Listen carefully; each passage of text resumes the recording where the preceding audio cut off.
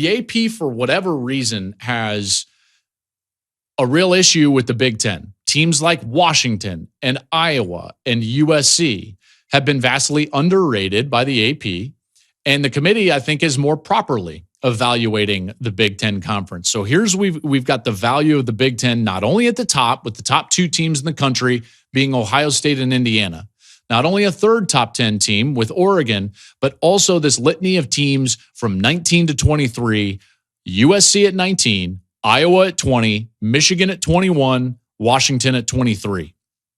Those four teams give them 7 teams in the top 25 and a pretty clear path towards potentially getting a fourth Big Ten team. We've been talking about this a lot during the course of the year.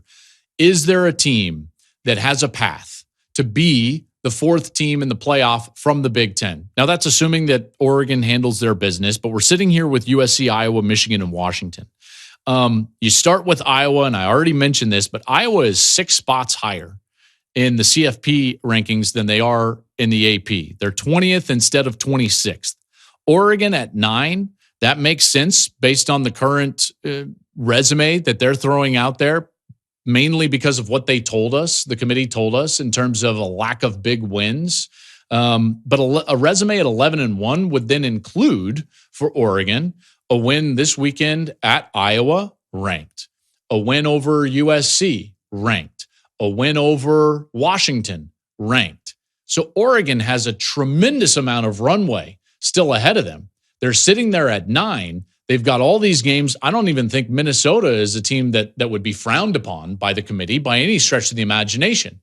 So now all of a sudden, this pathway for Oregon to get all the way up into that 4, 5, or 6 seed is absolutely there. If they were to handle their business and end up as an 11-1, their resume would be outstanding.